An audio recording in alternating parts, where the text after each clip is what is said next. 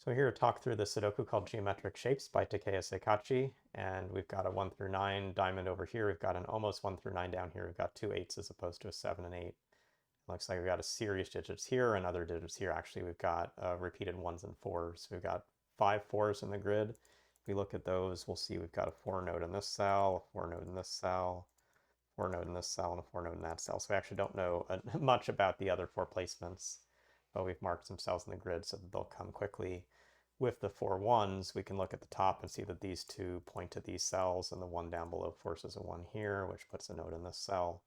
In the first 2 columns, there's similarly a 1 here, but 1 node there. So some symmetry in those placements just from the digits around. Other things in those rows, 2 7s in the top set give me a 7 node here, 2 8s in the middle space give me an 8 here. The 2 2s give me this set of nodes over here.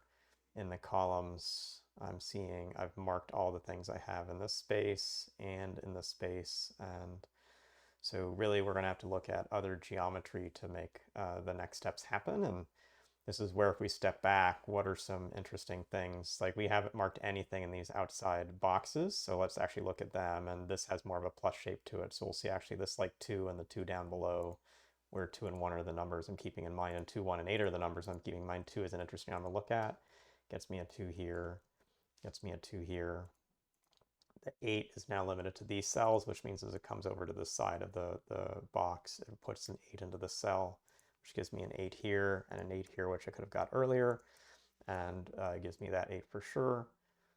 That means this box now with 3, 9, and 6 is also somewhat limited. The 9s eliminate these spaces, so just 3 and 6 to go. And thinking about those digits, 9 coming down to the bottom gives me something I could also set up at the start. So 5 and 9, just like the digit 8, all point into this space, and it looks like one of the things the author's meant for you to find is that at the start of this puzzle there is a 5-9 pair effectively down here.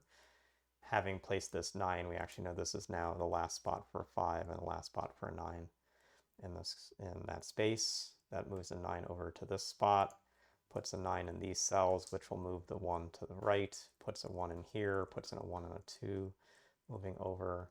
2 is now forced in this space, 2 is in this space, and 2 is last spot has to be in the middle row on the right side. That puts a 2 over here. So we're making lots of different progress in lots of different places. So let's sort of see what we can do to maybe come back to some shared spots we've been looking at.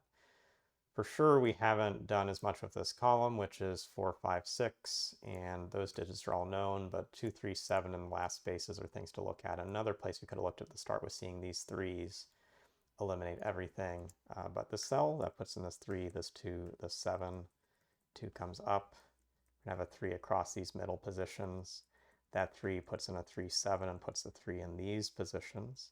So that means that as we get to the top, we need a 3 here, puts in this 3, puts in the 6. Means a 6 is pointing up in this space, leaving behind a 5, gives another 5. This is 6 and 7, there's a 7 on the left. This puts in the 7, puts in the 6. We need 4 and 5 to finish this out. 5's already to the right, so we got 5 on the bottom, 5 over 9. This is 8 and 9 to finish this row, 2 9s. Give me this last 9, give me the 7. The bottom where we have this 7, this 7, this 6. We need a 5 and 6. 6 is in the 4th column already. So we get this spot. 5 comes to the top. 5, 3, 3, 4, 4. That leaves a spot for a 6, 6, 8, and 8. And we're through the grid. So an easy start of the week puzzle with a lot of different things to work through in the logic, but a few small traits. It looks like this 5, 8, 9 pattern where this diamond was broken was one way to highlight this box as a place to start, but there are a lot of other things to do. Look at the 3s where they communicate in the grid, look at the 2s where they communicate in the grid. So really, like, a lot of breakthroughs depending on how you look, but through this video hopefully got some different senses of how I look through these grids and find hotspots to make progress. So thanks for your attention. We'll see you again soon.